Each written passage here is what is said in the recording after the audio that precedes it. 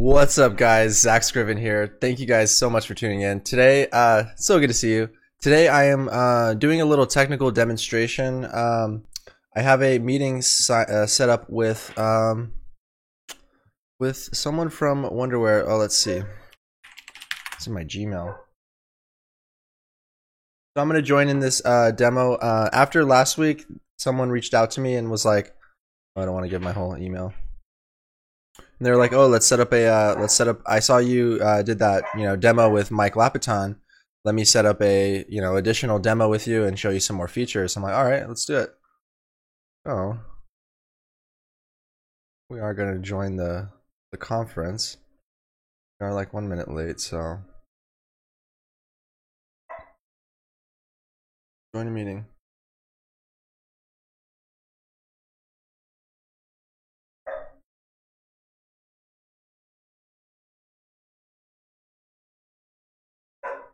All right, hold on 1 second. Let me close this door. This dog's barking.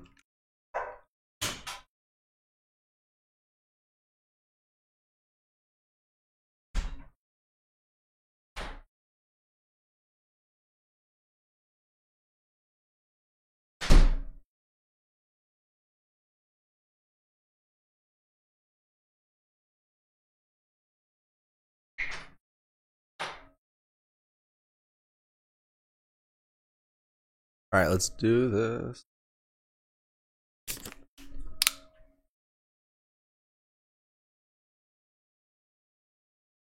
Okay, click open, download, and run. All right, this is my first time using Zoom. We're going to be with Michael Postula and Elliot Middleton.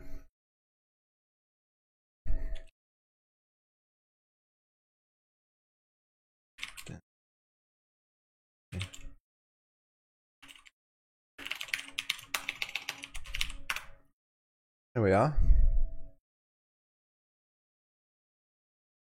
All right, hold on 1 second.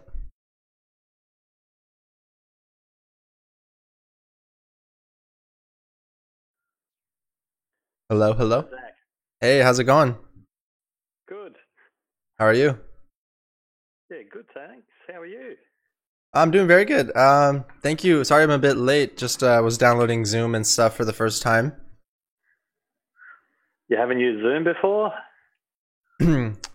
Strangely enough, no. Mostly, GoToMeeting or different softwares. But yeah, so I just set it up for the first Okay. time.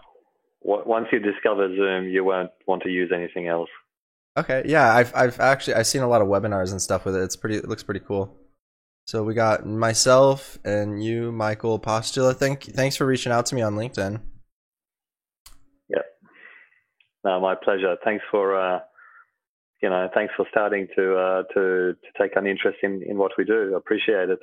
Yeah, no problem. I think it's really cool that you guys are setting up the online system. I think that's the future of software in general. Yeah. Well, it's even 12 months ago, I guess a lot of customers that I spoke to still had that reluctance about industrial cloud, whether it was security or whether it was data privacy or reliability or whatever. It's even up to about 12 months ago, that was still a overarching fear from most customers. But just this last 12 months, it's like the switch has been Yes. toggled, and everyone is like, "Oh yeah, bring on the cloud for industry." So, So can you give me a little bit of background about yourself? Just kind of what you do. I think you're over in the. Are you on the overseas or? I am. So I'm based in Brisbane, Australia, and Schneider Electric was acquiring a lot of companies in this space, and I was part of Cytect Okay. Software, which is Cytec SCADA, which was always a huge competitor to Wonderware InTouch, and then so Schneider Electric acquired Cytec first, and then a few years later they acquired Invensys Wonderware, and it's how we all ended up working together in the same team. Awesome. So I was with the Cytex organization before that, mainly working on their MES product. Okay. And then just bit by bit, ended up being involved with the cloud stuff now. Cool. Yeah. What about yourself, Zach? So I grew up around like Wonderware. My dad he was working for a system integrator like when I was born, and then we moved down to Southern California, and then he started working for Wonderware out of Irvine office as a like business development, really focused in water, wastewater, and selling InTouch and the Active Factory suite and all of that. And then so around that time, he was getting a lot of requests from customers to do some work. So he kind of referred them to my mom, who started up her own company doing small integration projects for water, wastewater. And then eventually that kind of grew into their own system integration firm. And, out pops, there, that's like I'm the prodigy of that, so.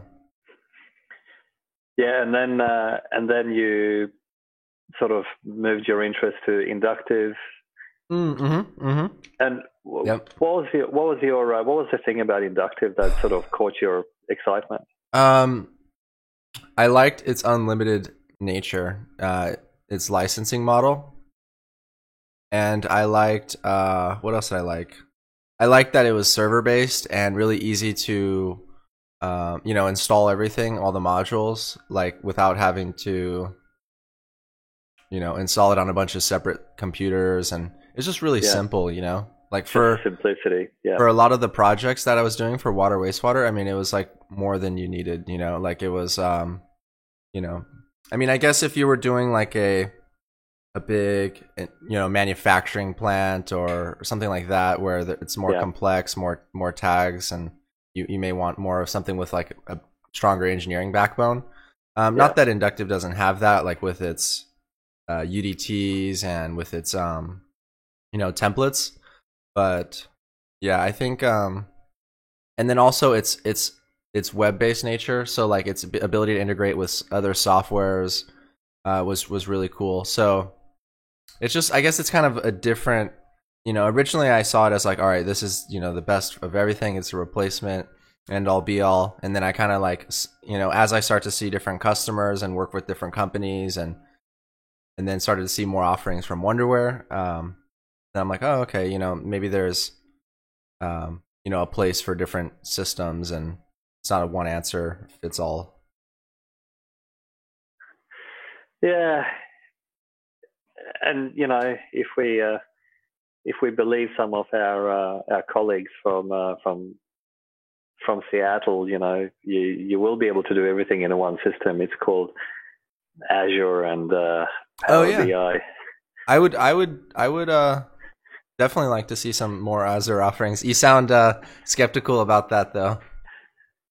I think at the moment I'm facing that situation where there's a lot of messaging coming out of Amazon and Microsoft about how Azure revolutionizes everything, and you can, as a customer, you don't really need an intermediary. You can build everything you need using plain Azure and plain Microsoft components. And I think it's a very interesting, something that I'm watching very carefully. It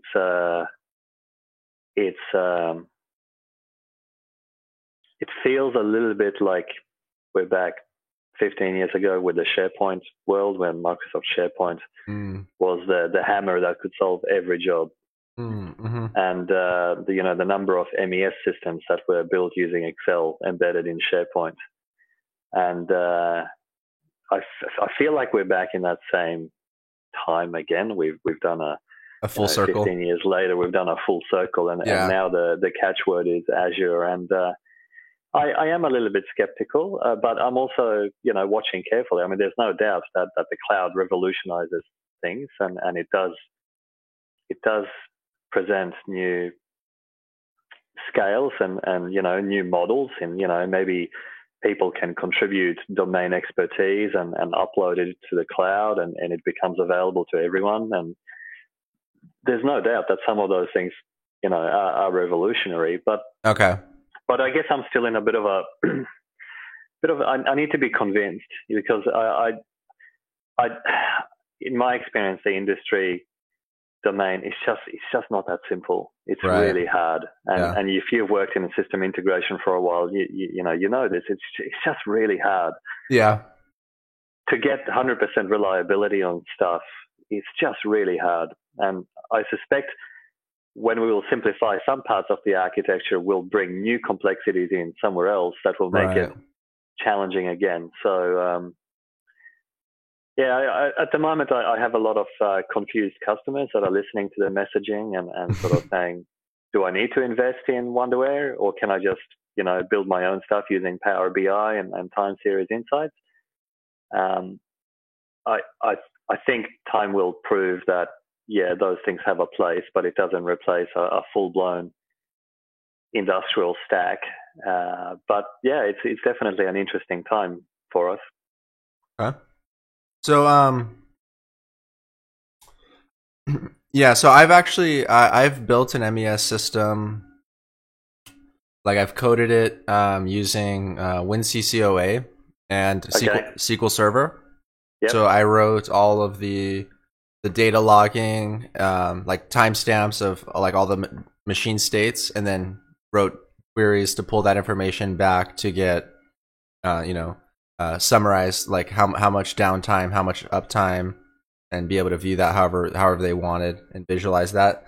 And it's a pain in the ass, I'm not gonna lie. I mean, it was a really fun project to work on for the sake of doing it, but I would not want to maintain it for like a handful of customers, or even like one large customer that had it at a lot of facilities, because I mean, unless I had like a team of like 5-6 people, like other people helping me work on it, or and so that's why I'm really interested in Wonderware Insight, the efficiency model. Yeah. Because it can allow, someone like me or someone who's working at a factory to really easily implement MES. And that was the concept of MES Lite. It was like MES in the SCADA system, so you didn't need to get the full blown MES package. Like for Siemens, it would be like Somatic IT, and I've heard mixed things about that. So I think very few MES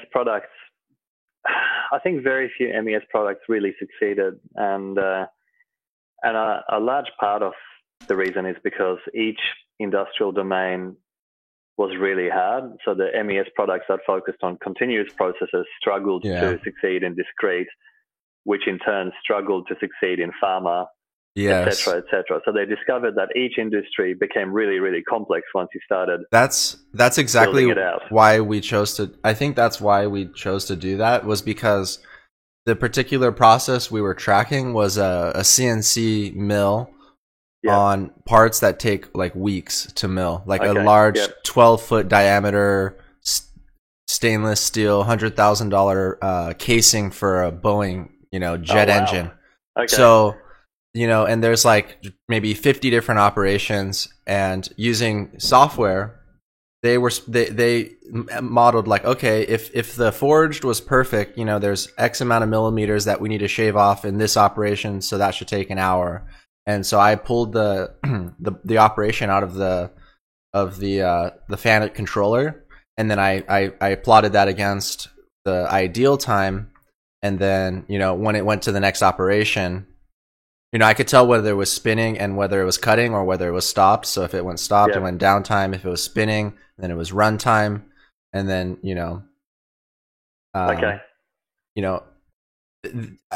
like if the calculations were perfect, they should never actually be able to go faster than the ideal time, right? So, but sometimes that did happen, So like I would just clip it right there, and I would just make, all right, that block was at 100% performance, right? Otherwise the OEE numbers would be over 100% and stuff. So it was pretty cool. Very well. Pretty cool to go through that from like a software development perspective and also learning the OEE. But yeah, because like you said, most continuous processes, it's like, all right, 100 bottles per minute, things like that. So it's kind of easy to get a count and a speed. Whereas it's like, all right, well, this part took 2 weeks and you're 1 week into it. It's like, are you ahead? Are you behind? How are you performing? Right. Absolutely. Yeah. So, but I think that could still be achieved via a front end, like Wonderware Online Insight, and then just some code on the controller level, or maybe like something that just sends REST calls up for the statement, the machine state. Yeah, and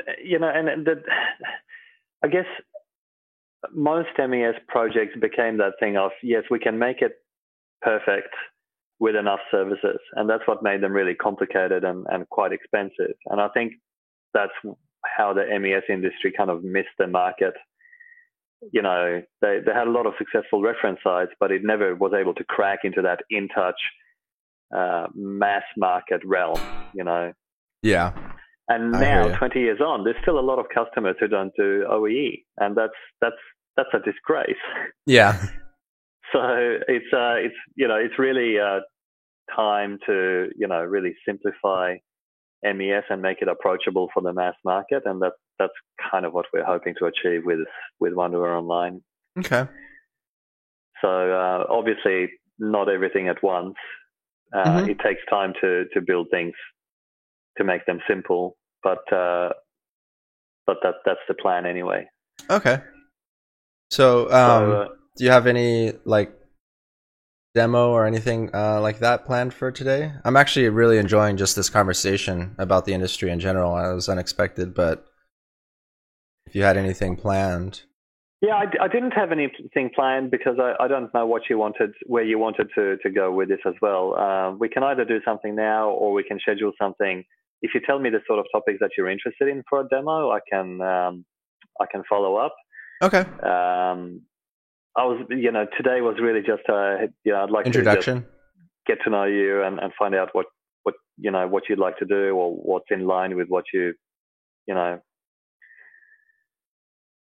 So are you interested in a demo of the performance module? Yeah, definitely. Okay. Probably would have to include some. Have you had a play with it yourself?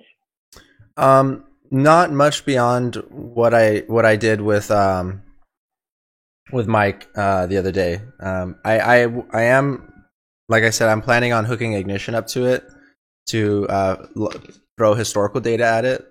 Yeah. And then also like I want to write a script that scans through the Ignition tag hierarchy, builds that up into a JSON metadata file, and then sends that. So with one click, you could build your whole model from Ignition into Wonderware Online Insight. Yeah, look, that sounds awesome. And my colleague Elliot, who wasn't able to join this morning, but I'd like you to introduce you to him. Okay. Because he was really quite keen on that. He's doing a similar thing with InTouch and System Platform, so that if there is a model in System Platform that we would just synchronize to it from Wonderware Online, and it's obviously feasible to do something very similar with Inductive. Yeah, or with any platform for that matter. Yeah. So okay, what I might do is, how long do you like to keep your demo? It's like 30 minutes, half an hour. Yeah. Well, why don't you let me sort of prepare a little bit of a script? I can run something now, but if you want something that you can record, then let me prepare and have something that'll be a concise. Okay, cool. I appreciate that. That'd be awesome. Yeah, and provide a lot of value back to the community. Okay. All right. Give me a few days. We can set something up next week. Okay. I will be coming out to LA soon. Next few weeks, or definitely during June, and I'll keep you posted. But yeah, let me. We can do something over Zoom next. Where are we now? Wednesday. So Yeah. maybe give me 2 or 3 days to prepare something, and then we'll do an OE walkthrough. All right, sounds good. Yeah, it's funny. I'm getting every time I'm watching YouTube videos now, I'm getting Wonderware Online Insight banner ads at the bottom of the video. Oh no! Yeah, I'm sorry. No, it's cool. It's cool. Hey, yeah, that's not my fault. Google is just getting very creepy these days. So you'll have to put me in touch with some of the marketing people at Wonderware Online Insight, because I want to do some more cool things, and I've got like the podcast that I'm doing, and I want to do other technical training videos, and maybe set up some sort of affiliate program where if someone signs up, maybe they get a free month and I get a kickback or some sort of recurring revenue. I think that would be pretty cool. Okay. Like just to kind of help incentivize what it is I'm doing. I like to be an evangelist and a martyr, but sometimes you got bills to pay and stuff. You need to get something out of it. Absolutely. So I think that'd be really cool, and that's like the way that marketing is really heading. So you kind of in combination with the banner ads and with content marketing, like what I'm trying to do. I think it's like a full circle approach. Yeah. Yep. So are you? Is this kind of like a full-time activity for you? It's like my hobby right now. But I do spend a lot of time on it. Yeah. Yeah. Probably like 2-3 hours a day I spend. After I put my daughter down, I work on LinkedIn videos. Actually, I want to start doing daily LinkedIn videos. Because LinkedIn video is like a really powerful platform right now, and with it being like with the way that the connections are and the people that are watching my content, it's like a super targeted audience. It's like really ideal for like the people that are my connections are all like in this industry, so it's like a hyper targeted audience of people that are could be potential customers. So, and I feel like I'm driving a lot of value for them. People enjoy my authenticity and my content and my personality, so it's like a win-win. So I just want to keep pushing in on that and just kind of see where it goes. Yeah, see where it goes. Interesting. You could become the industrial IoT spokesperson for CNBC. I'm sure that's your greatest dream. Yes, yes. Okay. So LinkedIn is your main platform. That's how you. That's what you use. That's where I get a lot of exposure. Yeah. I do have a YouTube channel, and I'm coming up on like 500 subscribers. So yeah. But the views are like, for example, that Wonderware video I made got like 3,000 views, and then the Wonderware Online Insight video, that wasn't even a native LinkedIn video. I just shared it. I shared the YouTube video to LinkedIn, and typically when you do that, it doesn't get as much exposure from the LinkedIn algorithms, but it's still got like 1,500 people that saw it in their feed, and then like 50 or 100 or so actually clicked on over to the video. So yeah, very cool. Yeah, it's exciting. Yeah, the marketing lady for this stuff is also based here in Brisbane with me, so I'll have a chat to her and get that conversation going. Okay. Yeah, because I've been working with Wonderware California, but so that's kind of like the distributor. So we got the bottom up approach, and then if we also had some top down. So kind of, and then I want to also maybe start looking at some other of the products, and so like Prometheus or the Wonderware Studio I thought was actually pretty cool. I didn't even really notice that until after I was looking at the conference slides, and I'm like, oh, they have like an online development studio. Like, I had no idea that was even out there, so that's on my radar now. And yeah, it's there's definitely a lot of stuff. It's confusing even to me, so you'll definitely keep you busy. But okay, Zach. Well, look, thanks for thanks for the introduction thing. We can start with the OE and have a go at that. And, or, if you want to, we can try to sort out the conversation and kind of about the process and how it would work first before we get stuck into it. Okay, yeah. So let's just do the demo as if I was just like trying to learn how to work it, and then we'll just we'll go from there. Yeah. All right. I'll be in touch, and we'll tee up a time for next week. So thank you, Michael. It's morning there for you. It is. It's all right. A beautiful morning here. Have a good rest of your day. Thanks, Zach. I'll talk to you soon. Bye-bye. Bye.